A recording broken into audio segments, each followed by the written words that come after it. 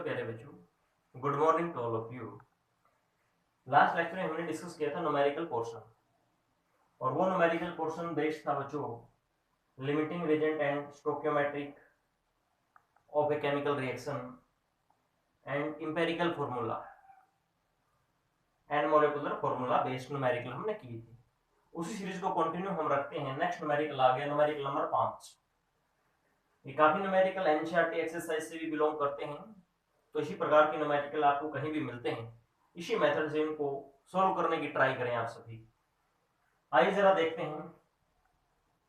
ए welding fuel, जिसे हम welding करते हैं ना, वेल्डिंग गैस जो होती है, contain carbon and hydrogen only, सिर्फ कार्बन और हाइड्रोजन है उसमें। Burning A small sample of it, इसका हमने थोड़ा सैंपल लिया और उसको जलाया ऑक्सीजन के अंदर। गिव्स उसने क्या दिया हमें, 3.38 ग्राम ऑफ कार्बन डाइऑक्साइड दे दी भाई, ठीक अच्छी बात है। 0.690 ग्राम ऑफ वाटर दे दिया, ठीक है। And no other compounds, and no other compounds means और कुछ नहीं दिया, ठीक है भाई। दो ही चीज दी हैं, क्योंकि CO2 क्यों दिया, क्योंकि कार्बन था। वाटर क्यों दिया, क्योंकि हाइड्रोजन था उसमें, बता रखा है इसने, ठीक है। और दूसरी बात ये भाई, कितना पानी बना है, कितना CO2 बना है, ये भी इसने दे रखा है। आगे कुछ दे रखा, देखिए क्या है, ए वॉल्यूम ऑफ 10.0 लीटर। इस जो गैस का एक वॉल्यूम है कितना, 10.0 लीटर, ठीक है भाई, 10 litre you can say. Measured eight STP, STP के ऊपर उसको मापा गया 10 लीटर की जो वॉल्यूम था उसका, और पाया गया of this welding gas is found two way, उसका वेट कितना पाया गया बच्चों, 11.6 ग्राम पाया। कैलकुलेट क्या करना है, ये सारी बातें इसने बता दी। दो बातें इंपॉर्टेंट हैं, एक तो भाई CO2 बना है, एक वाटर बना है, उनका वेट इसने दे रखा है, उसमें सिर्फ कार्बन और हाइड्रोजन है, ये चीज इंपॉर्टेंट है। और दूसरी इंपॉर्टेंट चीज क्या है, उस गैस का 10 लीटर अगर एसटीपी हम देखें, उस एसटीपी कंडीशन के ऊपर हम देखें तो उसका वेट कितना मिला, 11.6 ग्राम मिला। ये चीज इंपॉर्टेंट है, आपके माइंड में होनी चाहिए। अब इसने क्या पूछा, उसका आंसर कैसे देना देखिए जरा। इसने पूछा इंपेरिकल फॉर्मूला बताओ, मोलर मास बताओ इस गैस का, और इस गैस का मॉलिक्यूलर फॉर्मूला, तीन चीजें पूछ ली। अगर हमें ना कार्बन और हाइड्रोजन की परसेंटेज मिल जाएगी तो इंपेरिकल फॉर्मूला आ गया, नो प्रॉब्लम। उसके बेस पे हमने काफी न्यूमेरिकल भी किए थे, टेबल बना करके। सबसे पहले हमने क्या देखा, एलिमेंट्स लिया, उसका नाम लिखा, फिर उसकी परसेंटेज, फिर उसके मोल्स निकाले ना, फिर सिंपल मोल रेशो वगैरह निकाली थी ऐसे। आइए देखते हैं हमें कैसे पता चलेगा कि उस गैस के अंदर जो ये वेट दे रखा है, जो CO2 बना है और वाटर बना है, उसमें परसेंटेज कितना है। Mass of carbon present in, उस गैस से 3 पॉइंट, जो भी आपने सैंपल लिया था, 3.38 ग्राम ऑफ CO2 बना है। तो इस 3.38 ग्राम के अंदर कार्बन कितना है, ये कैसे निकलेगा, उसके मोलर मास से, मोल कॉन्सेप्ट से। हमें पता जो CO2 होता है, इसका मोलर मास होता है 44 ग्राम, ठीक है बच्चों। और कार्बन कितना इस 44 ग्राम में, 12 ग्राम, क्योंकि टोटल 44 है, और 32 किसका हो गया अभी, O का, O2 का, एक O का 16 होता है, ठीक है, 2 का 32 हो गया, कार्बन का 12। तो आप लिखेंगे 44 ग्राम CO2 के अंदर कार्बन है कितना, 12 ग्राम। फिर 1 ग्राम CO2 के अंदर कार्बन है कितना, 12/44 ग्राम आ जाएगा ना। और फिर क्या कर देंगे, 3.38 ग्राम ऑफ CO2 के अंदर कार्बन कितना है, 12/44 गुना क्या कर दोगे बच्चों, 3.38, 12 डिवाइड बाई 44 इंटू 3.38। क्लियर भाई। इसको सोल्व करेंगे तो ये चीज आ जाएगी, 0.92 ग्राम आ गया क्या, CO2। क्लियर होगी बात, ओके। इसी प्रकार से आपने मास ऑफ हाइड्रोजन निकाल लेना है, 0.690 ग्राम ऑफ वाटर के अंदर। इसने दे रखा ना, ये इतना CO2 बना था, इतना वाटर बना था। हम कार्बन और हाइड्रोजन की परसेंटेज जानना चाहते हैं, जिससे कि इंपेरिकल फॉर्मूला निकालना आसान हो जाए। तो सेम मेथड, 18 ग्राम में हाइड्रोजन कितना है, 2 ग्राम, क्योंकि 18 ग्राम के अभी पानी का मोलर मास, और 1 ग्राम पानी के अंदर हाइड्रोजन कितना होगा, 2/18 आ जाएगा, ठीक है। और इतने में कितना होगा, 2/18 इंटू 0.690। इसको सोल्व करोगे, सिंप्लीफाई, तो आंसर आएगा 0.077 ग्राम। ये क्या आ गया, ये आ गया हाइड्रोजन, समझ गए ना, हाइड्रोजन की मात्रा आ गई किसके अंदर, 0.690 ग्राम ऑफ वाटर के अंदर। क्लियर, ठीक है भाई। अब सुनो बात क्या है, अब इनकी परसेंटेज निकालनी, परसेंटेज कैसे निकलेगी।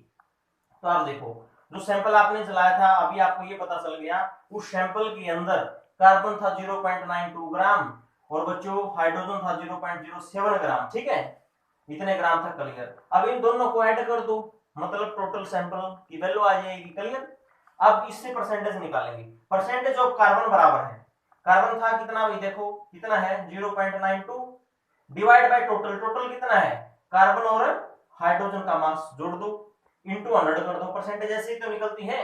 अब परसेंटेज ऑफ क्या निकालोगे, हाइड्रोजन भी निकालोगे, फिर हाइड्रोजन की परसेंटेज कैसे निकलेगी, या तो आप है ना 100 में से इस वैल्यू को माइनस कर दो, या फिर ऐसे निकालो, कैसे, परसेंटेज ऑफ हाइड्रोजन बराबर है, ये लिख के ऊपर क्या करो, ये मास ऑफ हाइड्रोजन लिखो 0.077 डिवाइड बाय दिस आ जाएगा ये एज इट इज, ठीक है, इंटू 100 कर दो, 100 में से इस चीज को, इस वैल्यू को माइनस कर दो, क्योंकि दो ही है ना कार्बन और हाइड्रोजन, कार्बन की परसेंटेज पता चली गई आपको, हाइड्रोजन की निकाल लोगे 100 में से इसको माइनस करके, या दूसरा मेथड परसेंटेज ऑफ हाइड्रोजन बराबर है 0.07 डिवाइड बाय दिस वैल्यू है ना इंटू 100, तब भी बच्चों ये आ जाएगा।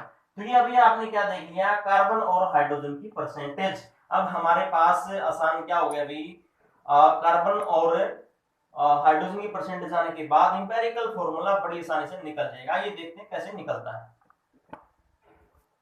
तो परसेंटेज आने के बाद बच्चों कार्बन हाइड्रोजन की, अब देखो इंपेरिकल फॉर्मूला निकालना कैसे आसान है, इधर लिखा हुआ है calculation of empirical formula, table बनाएंगे, एलिमेंट्स लिखेंगे, कार्बन एंड हाइड्रोजन है, उनकी परसेंटेज उधर से मिली गई आपको, इनके मोल्स निकालना बड़ा ही आसान है, मीन जो परसेंटेज दे रखी है उसको डिवाइड कर दो एटॉमिक मास से, ठीक है, इसी प्रकार से इसके भी मोल्स निकल जाएंगे।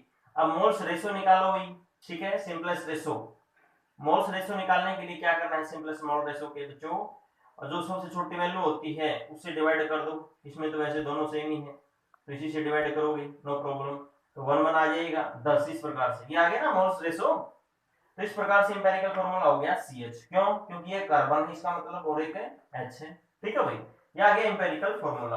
अब हम बात करते हैं क्या निकाले भाई, कैलकुलेशन ऑफ मॉलिक्यूलर फॉर्मूला, ये भी पूछ रखा है, पहले नंबर पे इसने इंपेरिकल फॉर्मूला पूछ रखा था, ये रहा भाई, कहां गया, ये रहा, ये निकाल दिया, molar mass of the gas निकाल लेते हैं, फिर मॉलिक्यूलर फॉर्मूला। तो मोलर मास निकालने के लिए क्या देखना पड़ेगा, आप एक चीज देखो, जो गैस के केस में आपने मोल कॉन्सेप्ट की तीसरी डेफिनेशन की थी in term of volume, volume के हिसाब से क्या था भाई मोल की डेफिनेशन, कि 22.4 लीटर जो होगा ना किसी गैस का, वो उसके मोलर मास के बराबर होगा एचटीपी के ऊपर, क्लियर हो गया। इसका मतलब ये हुआ जो CH है ना, जिस गैस का इंपेरिकल फॉर्मूला, अगर आप उसका 22.4 लीटर का वेट निकाल लें तो उसका मोलर मास आ गया बस, है ना, किसका निकाल लें 22.4 लीटर का एसटीपी कंडीशन के ऊपर, क्योंकि आपको पता है 22.4 लीटर है, उसका जो वेट होगा किसके बराबर होगा भाई, मोलर मास के बराबर होगा, आपने पढ़ा था मोल इन टर्म ऑफ वॉल्यूम, समझे, ओके। तो अब देखो इसने क्लू क्या दे रखे हैं, हमें क्लू ये दे रखे हैं कि 10 लीटर जो गैस है ना वो, उसका वेट एसटीपी कंडीशन पे 11.6 ग्राम है, बढ़ गई बात, हमें किसका चाहिए 22 ग्राम, 22.4 का चाहिए है, समझे, तो देखो भाई 22.4 लीटर का चाहिए है, तो 10 लीटर का इसने दे रखा है, सही बात है, एसटीपी ये जरूरी है, अगर ये ना हो तो दिक्कत हो जाएगी फिर। 1 लीटर का कैसे होगा भाई, कितना होगा wait, this by this, very simple, आप ये जो है मैथमेटिक्स के अंदर सिंपल सिंपल से न्यूमेरिकल भी सॉल्व करते हैं भाई, और 10 पेन इतने रुपए में आते हैं, ठीक है, 50 पेन कितने में आएंगे, उसी प्रकार का न्यूमेरिकल बनता है, समझे। तो देखिए 1 लीटर का दिस बाय दिस हो जाएगा, और आपको कितना चाहिए 22.4 लीटर का, आपको 22.4 लीटर का ही क्यों चाहिए, क्योंकि मोल कॉन्सेप्ट के अकॉर्डिंग मैंने बार बार आपको बताया है, जो 22.4 लीटर किसी भी गैस का उसका जो वेट होगा किसके बराबर होगा, उसके मोलर मास के बराबर होगा। तो इस गैस वेट एट एससीपी बराबर है बच्चों दिस बाय दिस इनटू 22.4, तो इक्वल टू 26 ग्राम आ गया, वेरी गुड, ये भी आपने सॉल्व कर दिया, molar mass of this gas भी आपने फाइंड आउट कर दिया। अभी लास्ट काम क्या रहता है आपका, मॉलिक्यूलर फार्मूला भी निकालते हैं, चलो निकालते हैं, no problem. Calculation of molecular formula, molecular formula बराबर होता है n into empirical formula, no problem, empirical formula तो आपके पास आ ही गया है भाई, n और देख लो क्या होता है, ये 1 2 3 4 कुछ हो सकता है, निकलने का मेथड क्या है, n को निकालने का मेथड क्या था बच्चों, हमने सीखा था एम्पिरिकल फार्मूला एंड मॉलिक्यूलर जो फार्मूला है उस टॉपिक के अंदर, हां, तो n बराबर होता है molar mass divide by empirical formula mass, बताओ n कैसे निकलता है, molar mass divide by empirical formula mass, molar mass कितना है अभी 26, अभी आपने निकाला है, समझे, एम्पिरिकल फार्मूला मास क्या आएगा, इससे निकाल लो ना हाइड्रोजन का 1, कार्बन का 12, 12 और 1 13 हो गया ना 13। तो 26 divide by 13 equal to 2, n की वैल्यू 2 आ गई, बस हो गया सोल्व। तो मॉलिक्यूलर फार्मूला 10 मॉलिक्यूलर फार्मूला बराबर है n की वैल्यू 2 आ गई, empirical formula CH2 equal to C2H2 आ गया। और ये गैस, इस गैस का नाम क्या होता है? इथाइन या एसिटाइलिन होती है प्यारे बच्चों। इसका फार्मूला ये आ गया। तो स्ट्रक्चर भी थोड़ा मैं आपको बता ही देता हूं। तो ये होता है कुछ ऐसे एसिटाइलिन, हम वेल्डिंग गैस ये थी भाई। तो प्यारे बच्चों इसको अच्छे से देखें, समझें, सॉल्व करें। और आपको कोई कमी नजर आती है तो कमेंट सेक्शन में जरूर बताना, ठीक है। Thank you for watching this video.